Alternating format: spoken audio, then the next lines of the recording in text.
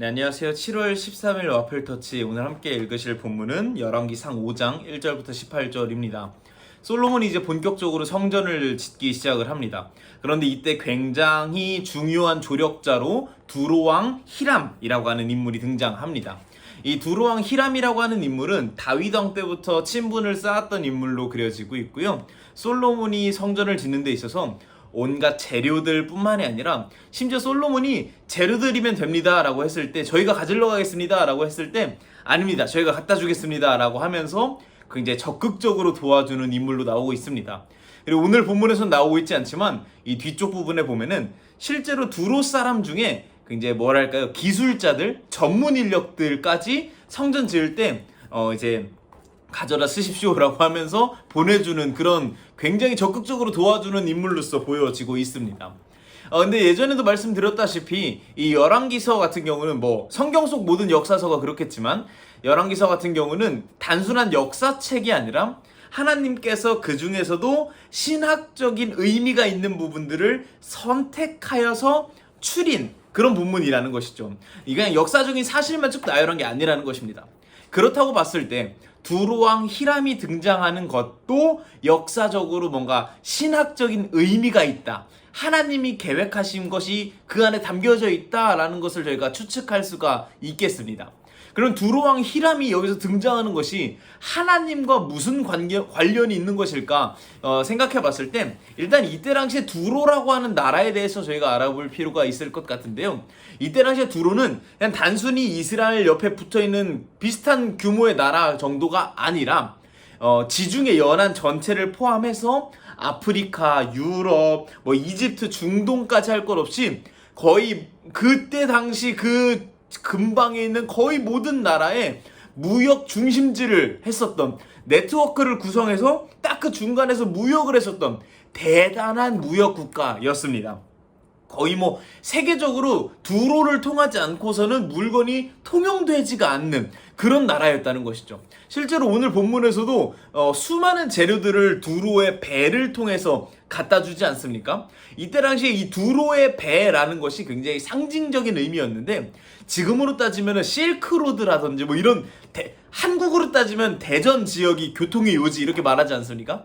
그런 것처럼 두로의 배라고 하는 단어 자체가 어떤 무역의 중심 이런 걸 의미하는 그런 단어였던 것입니다. 그런 두로가 지금 도와주고 있고 재료를 보내주고 있고 또 각종 보물들을 같이 성전 장식할 때 쓰십시오 라고 하면서 보내주고 있는 그런 장면인 것입니다. 이걸 통해서 저희가 깨달을 수 있는 것 중에 하나는 솔로몬이 짓고 있는 하나님의 성전은 무엇으로 만들어졌는가? 온 세계의 재료와 보석들로 만들어졌다라는 것입니다. 제가 하나님께서 이거를 내용을 굳이 넣은 이유는 무엇이냐? 하나님은 이스라엘만의 하나님이 아니라는 것을 보여주고 있다는 것도 저희가 생각해 볼 수 있는 것입니다. 하나님은 온 땅에 온 열방의 하나님이십니다. 그리고 그것에 대한 아주 자그마한 증거로 두로왕 히람이 지금 전 세계에 있는 보물을 가져다가 적극적으로 지금 지원하고 있다라는 것입니다. 물론 두로왕 히람이 이렇게 적극적으로 돕는 데 있어서 선대왕이었던 다윗이 관계를 잘 맺었던 것도 중요한 이유가 됐겠죠. 그런데 하나님께서 그 부분을 성경에 넣은 이유는 제가 생각할 때는 이런 열방의 하나님이심을 보여주고자 하는 것이 아닐까 하는 생각이 들었습니다. 그런 맥락에서 봤을 때 지금 이 열왕기서를 쓴 목적과 이게 읽혀지고 있는 독자들은 누구냐 하면 예전에도 설명드렸다시피 현재 포로로 잡혀있는 이스라엘 백성들입니다. 포로로 잡혀있는 상황에서 우리 하나님이 우리나라만의 하나님이면은 지금 뭔가 우리나라만의 하나님이 실패하셨다라고 생각을 할 수가 있겠죠.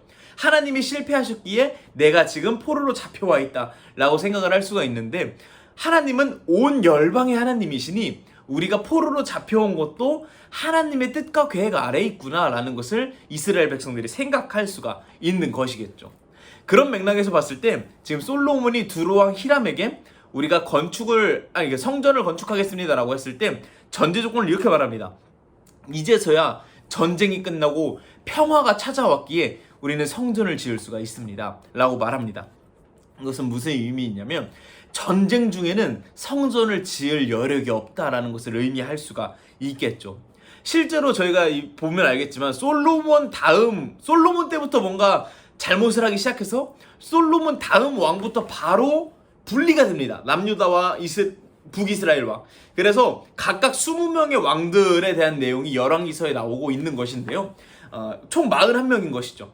즉 지금 이스라엘 백성들이 포로로 잡혀가 전까지 계속 뭐가 있었냐면 계속 분쟁과 전쟁이 있었다라는 것을, 평화와 화합은 없었다라는 것을 보여주고 있는 것입니다. 이런 것들을 다 통틀어 봤을 때 저희가 삶에 적용하면 좋겠는 부분이 무엇이 있을까? 저는 이것이 떠올랐습니다. 우리가 너무 분쟁 가운데 살고 있진 않은가 하는 생각이 들었던 것입니다.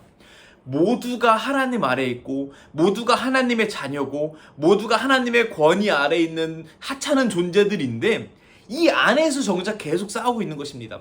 정치적으로 싸우고 이념적으로 싸우고 뭐 이득에 따라서 싸우고 뭐 사소한 어떤 가치관 차이로 싸우고 수도 없이 분쟁하고 싸우는 사회가 지금 저희의 세상인 것 같습니다. 온 세상을 다스리는 하나님 입장에서 자기네들끼리 싸우는 모습을 보면 얼마나 개탄스러우실까요? 그런데 하나님께서 오늘 우리에게 본문을 통해서 말씀하시는 것 같습니다. 전쟁 중에 성전은 없다. 평화가 와야 성전이 생긴다. 진정한 예배는 화평과 화친 속에서 나타난다. 그래서 예수님도 말씀하시지 않습니까? 너희가 성전에 예배드리러 오기 전에 싸운 친구가 있으면 화해하고 와라. 예배의 전제 조건은, 성전의 전제 조건은 화친과 평화다라고 말씀하시는 것은 아닐까 싶습니다. 우리 삶의 주변에 분쟁이 있다면 예수님이라고 하는 성전을 마음에 모신 우리가 먼저 화해의 손을 내밀 수 있는 그런 온 세상을 다스리는 하나님을 인정하는 그런 저희가 되면 좋지 않을까 하는 생각이 들었습니다. 오늘도 많이 화해하는 하루가 되셨으면 좋겠습니다. 감사합니다.